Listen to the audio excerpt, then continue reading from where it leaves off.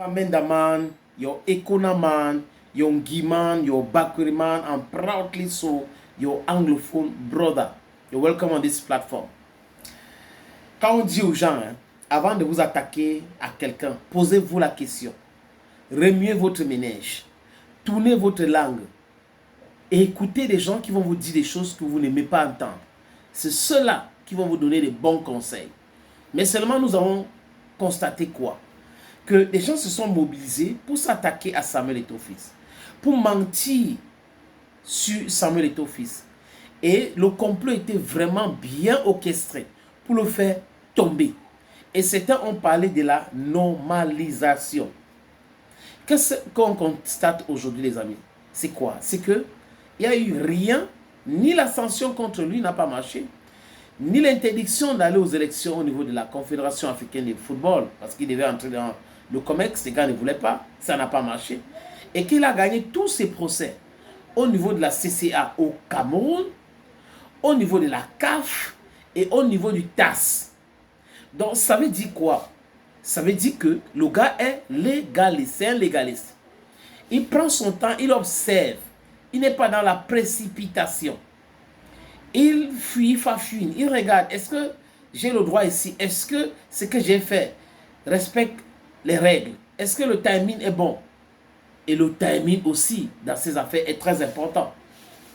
Voilà que nous sommes en 2000, parce qu'il faut préciser le contexte. Nous sommes en 2003. La CAN se joue en Côte d'Ivoire. Le Cameroun joue un match fatidique contre la Gambie pour se qualifier pour le second round. Et le match est difficile.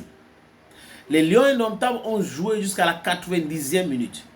Christophe Ahou, avec une tête qui vient de je ne sais où, mais c'était quelque chose de salvateur, ou la tête salvatrice, a marqué le but qui a donné la victoire aux Lions indomptables du Cameroun. On jubilait. Les gens ont jubilé partout. À Bouaké même, il y a eu des jubilations. Parce que c'est là où le match s'est joué. Et après ce match, Jérémy Sorin-Djita est venu dans les vestiaires des Lions indomptables. Il a trouvé, c'est son récit, hein, il a trouvé M. Samuel Eto'o-Fils. Il a salué M. Samuel Eto'o-Fils. Et Eto'o est parti. Après, il a eu des altercations avec le chef de protocole du président de la Fédération camerounaise de football, Etienne Tamo. Selon lui, Etienne Tamo a voulu l'expulser. Et il y a eu l'intervention de la sécurité de la CAF qui lui a expliqué c'est la version d'Etienne Tamo qui ne devrait pas être là. Et que Etienne Tamo a dit que lui n'a pas intervenu. Maintenant, pas de témoignage, pas de témoins. On constate seulement le communiqué de Ndjita qui condamne cette attitude, qui parle de cette histoire. Et quand Tamo parle, on écoute et on comprend que Ndjita aurait dit que vous allez partir bientôt, nous allons gérer la normalisation. Donc, ça veut dire que quoi? C'est quelque chose de savamment pensé. Ndjita dans sa tête, c'est qu'on crée le désordre, c'est nous qui contrôlons maintenant, Bell certainement et les autres.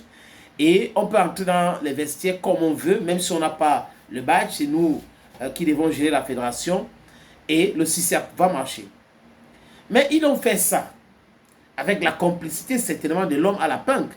Parce que la réaction de Ndjita suivait aussi la réaction du ministre Narcisse Moelle Kombi en Côte d'Ivoire, qui parlait avec des joueurs 40 minutes, qui perturbait les joueurs par rapport aux entraînements. Parce que le but, c'était de faire introduire dans le discours de Paul Barthélémy Biabi-Vondor qu'il y a un problème, il faut prendre en charge. Il faut l'argent, il faut contrôler l'argent. Parce que c'est tout ce qui les anime. Hein. Quelqu'un a dit que ce qu'on voit là, comme problème entre le MINSEP et l'Africa-Foot, ce n'est rien de footballistique. Ce n'est pas un problème de football. C'est un problème de contrôle du blé. Certains veulent contrôler l'argent. Donc quand ils disent, oh, nous contrôlons la tanière maintenant, nous contrôlons la tanière. Vous croyez que c'est vraiment la tanière qui les intéresse? C'est le blé. C'est comment faire pour distraire 3 000 euros, comment faire pour demander aux joueurs de les donner de l'argent, parce que l'histoire où on versait l'argent dans leur compte directement était très complexe. Donc il faut toucher du catch pour que la corruption soit des plus belles. C'est un peu cela. Etienne Tamo, à travers un blog, avait réagi. Les gens qui étaient présents en Côte d'Ivoire avaient réagi.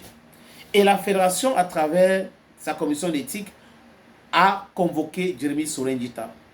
Il a fait appel à son ami Moussango Véran. Et Moussango Véran avait envoyé une correspondance à la Fédération camerounaise de football de ne pas juger Jérémy Soren Djitap, que cette affaire concerne la CAF. C'est ce que la correspondance a dit. Et on a oublié cette histoire. Il y a eu donc l'Assemblée générale de la Fédération camerounaise de football. On a donné une invitation, pas convocation, invitation à Djitap. Il n'est pas venu. Il y a eu donc une résolution, on a retiré l'agrément du Sénafoc de siéger auprès de l'Assemblée générale. Donc, le Sénafoc n'est plus membre de la FECAFO. Il a eu le contesté. Il a voulu pousser le ministre à annuler cette décision, mais le ministre a essayé, ça n'a pas donné. Parce que M. Samuel Eto'o-Fils respecte les règles de l'art.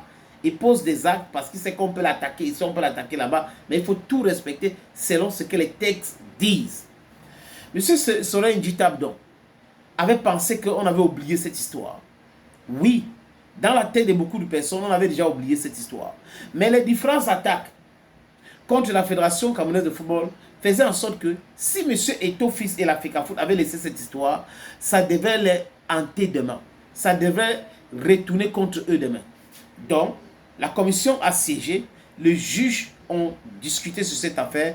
Djitap a été purement et simplement sanctionné. On parle de quoi, les amis? 5 ans de suspension, donc de toute activité liée au football. Toute activité liée au football, 5 ans.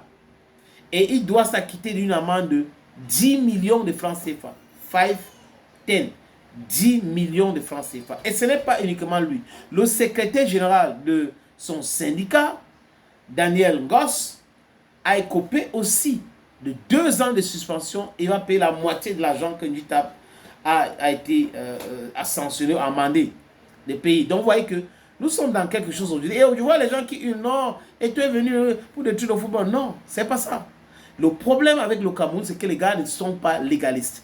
Les gens ne veulent pas respecter les règles. Vous avez par exemple les présidents des clubs qui sont les aventuriers, qui créent des clubs parce qu'ils attendent la subvention. Et quand la subvention ne vient pas, ils commencent à hurler, on n'a pas l'argent, on ne peut pas continuer. Vous voyez les gens comme ça. Les gens qui disent que, ok, voilà les textes. Les textes disent que tout le monde doit faire ci, doit faire ça.